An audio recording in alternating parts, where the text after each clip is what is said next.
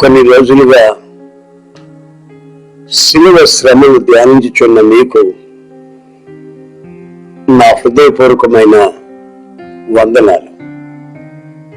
శిలువ మన జీవితానికి చాలా ప్రాముఖ్యమని అతిశయించువాడు శిలువ యందే అతిశయించవలనని లేఖనాలు మనల్ని హెచ్చరిస్తున్నాయి. గలతీ 4వ అధ్యాయం మొదటి వాక్యంలో నేను ఒక ప్రత్యేకమైన విషయాన్ని గమనించాను. అదేమిటంటే, ఓ అవివేకులైన గలతీయులారా, మిమ్మల్ని ఎవడు భ్రమ పెట్టెను? శిలువ వేయబడినట్లుగా యేసుక్రీస్తు మీ కన్నుల ఎదుట ప్రదర్శింపబడింది కదా. ఇప్పుడు చదివినటువంటి వాక్య భాగంలో దైవజనుడైన పౌలు అంటున్నాడు,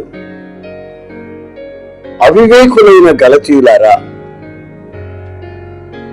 శిలువ వేయబడిన యేసుక్రీస్తు మీ కళ్ళ ఎదుట ప్రదర్శింపబడుతూ ఒకప్పుడు ఉండలేదా? ఆ దర్శనం ఇప్పుడు ఎందుకు మీరు కోల్పోయారు? మిమ్మల్ని ఎవరో భ్రమపరిచారు. ఇదేదో 1 రోజు, 30 రోజులు, 20 రోజులు ధ్యానించుకునే ధ్యానాలు కావని, ఆఖరి శ్వాస వరకు మన జీవితంలో ఆయన శిలువని ధ్యానిస్తూనే ఉండాలని, భ్రమపడిన జీవితాలకు సుఖము, క్షేమము, నెమ్మది కలుగుతుందని ఈ లేఖన భాగాల్లో ఆయన హెచ్చరిస్తున్నాడు.